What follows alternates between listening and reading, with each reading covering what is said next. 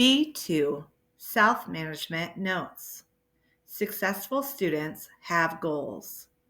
Succeeding at a career tech school or in college is rather like succeeding in life. It's really much more about you than it is about school. So, the most important place to start is to consider why you're here, what matters to you, and what you expect to get out of it. Even if you've already thought about these questions, it's good to reaffirm your commitment to your plan as we begin to consider what's really involved in being a student. Let's take a look at successful students that have goals. Students that have long-term life and career goals see school as one step towards achieving their goals. This can set a purpose and a direction for students. It can increase students' day-to-day and semester-to-semester motivation because they see that each course is part of a greater whole that will help them in the future. This can also help with persistence, with keeping at it when things are tough. There will be challenges during your academic career. There may be times you feel like giving up, or you just don't feel like going to class, reading your textbook, or writing that paper. Having that purpose, that long term goal, can help you to decide to move past that challenge and keep going. We call this resiliency. Goals help you set priorities and remain motivated and committed to your college success. Setting a long-term goal usually leads to setting medium and short-term goals. These are practical goals related to being a student that can help you make better decisions when considering your choices of how to spend your time. Setting priorities with shorter-term goals can help you see what you need to do next. Working through goals can help you feel more in control and can reduce stress. Attitude is the largest factor determining success in school. Work to stay positive and surround yourself with positive people, and you'll find you are motivated to carry out the activities that will help you succeed in your courses. Goal setting. A goal is a result we intend to reach mostly through our own actions. Things we do may move us closer to or farther away from that result. Studying moves us closer to success in a difficult course, while sleeping through the final examination may completely prevent reaching that goal. That's fairly obvious in an extreme case, yet still a lot of college students don't reach their goal of graduating. The problem may be a lack of commitment to the goal, but often students have conflicting goals. One way to prevent problems is to think about all your goals and priorities and to learn ways to manage your time, your studies, and your social life to best reach your goals. It all begins with setting goals and thinking about priorities. As you think about your own goals, think about more than just being a student. You're also a person with individual needs and desires, hopes and dreams, plans and schemes.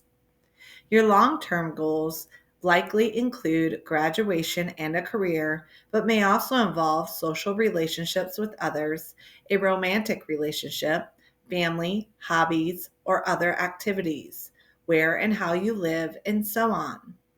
While you are a student, you may not be actively pursuing all your goals with the same fervor, but they remain goals and are still important in your life. Goals also vary in terms of time. Short term goals focus on today and the next few days and perhaps weeks. Mid-term goals involve plans for the school year and the time you plan to remain in college. Long term goals may begin with graduating college and everything you want to happen thereafter.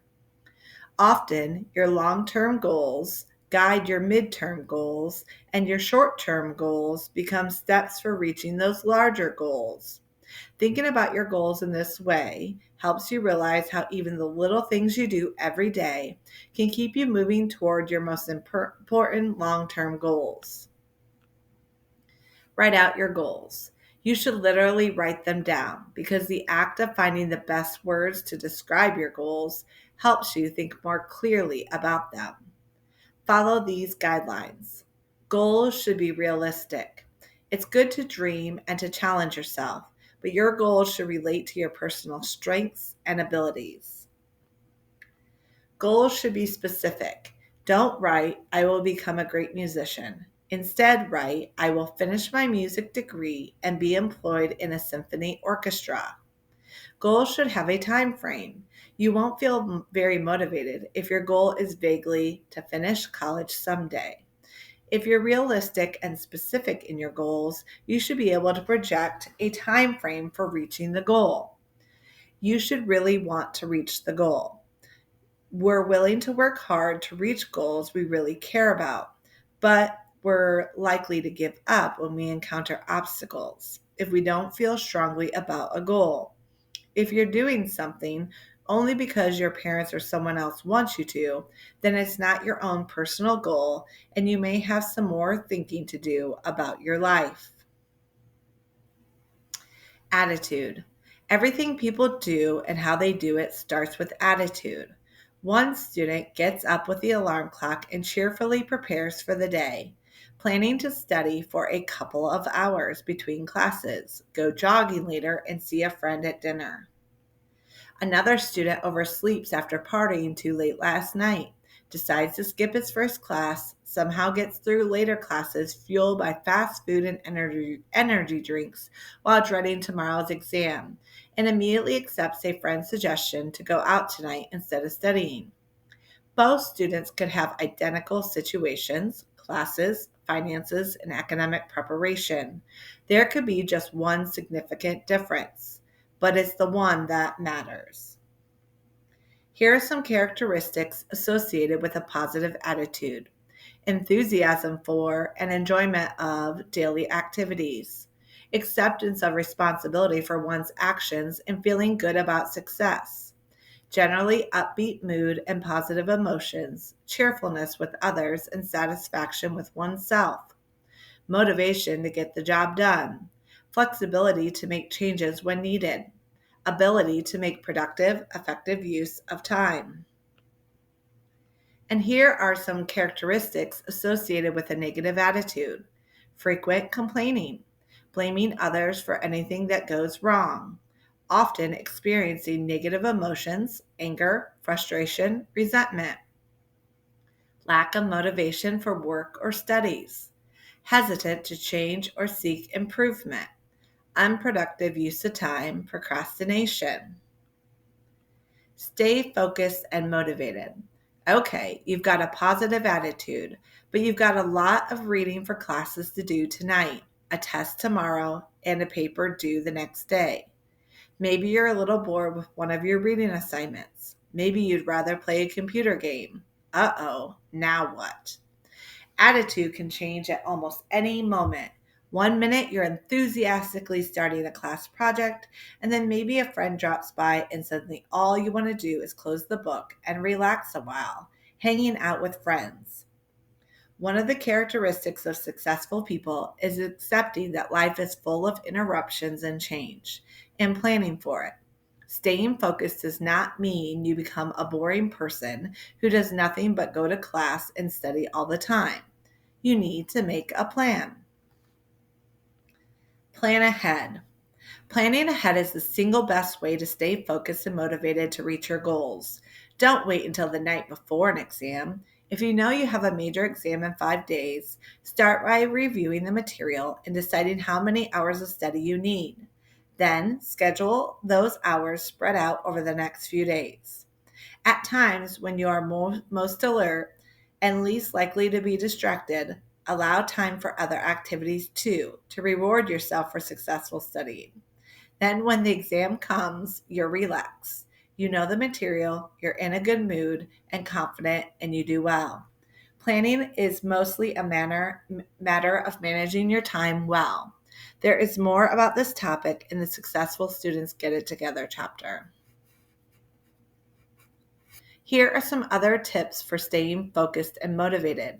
If you're not feeling motivated, think about the results of your goals, not just the goals themselves. If just thinking about finishing college doesn't sound all that exciting, then think instead about the great high-paying career that comes afterward and the things you can do with that income. Remember, your successes, even small successes, as you begin a project or approach studying for a test, think about your past success on a different project or test. Remember how good it feels to succeed. Know you can succeed again. Get the important things done first. Stay focused, motivated, and concentrate on the things that matter most. You're about to sit down to read a chapter in a book a book you're not much enjoying, and you suddenly notice some clothing piled up on a chair. I should really clean up this place, you think, and I'd better get my laundry done before I run out of things to wear. Don't try to fool yourself into feeling you're accomplishing something by doing laundry rather than studying. Stay focused. If you can't focus in on what you should be doing because the task seems too big and daunting, break the task into smaller, manageable pieces. Don't start out thinking, I need to study the next 4 hours, but think, I'll spend the next 30 minutes going through my class notes from the last 3 weeks and figure out what topics I need to spend more time on. It's a lot easier to stay focused when you're sitting down for 30 minutes at a time. Imitate successful people. Does a friend always seem better able to stick with studying or work until they get it done? What are they doing that you are not? We all learn from observing others, and we can speed up the process by deliberately using the same strategies we see working with others. Visualize yourself studying in the same way and getting that same high grade on the test or paper. Separate yourself from unsuccessful people. This is the flip side of imitating successful people. If a roommate or a friend is always putting off things until the last minute or is distracted with other interests and activities, tell yourself how different you are. When you hear other students complaining about how hard a class is or bragging about not studying or attending class, visualize yourself as not being like them at all. Reward yourself when you complete a significant task, but only when you are done. Some people seem able to stay focused only when there's a reward waiting. Priorities. Thinking about your goals gets you started, but it's also important to think about priorities. We often use the word priorities to refer to how important something is to us. We might think this is a really important goal, and that is less important. Try this experiment. Go back to the goals you wrote and see if you can rank each goal as a top priority, a middle priority, or lowest priority. It sounds easy, but do you actually feel comfortable doing that? Maybe you gave a priority 1 to passing your courses and priority 3 to playing your guitar. So what does that mean? That you never play guitar again, or at least not while in college? Whenever you have an hour free between class and work, you have to study because that's the higher priority. What about all your other goals? Do you have to ignore everything that's not a priority 1? And what happens when you have to choose among different goals that are both number 1 priorities? In reality, priorities don't quite work that way. It doesn't make a lot of sense to try to rank your goals as always more or less important. The question of priority is really a question of what's more important at a specific time. It is important to do well in your classes, but it's also important to have a social life and enjoy your time off from studying. You shouldn't have to choose between the two, except at any given time. Priorities always involve time. What is most important to do right now? As we'll see later, time management is mostly a way to juggle priorities so you can meet all your goals. When you manage your time well, you don't have to ignore some goals completely in order to meet other goals. In other words, you don't have to give up your life when you register for college, but you may need to work on managing your life more effectively. But time management works only when you're committed to your goals. Attitude and motivation are very important. If you haven't yet developed an attitude for success, all the time management skills in the world won't keep you focused and motivated to succeed.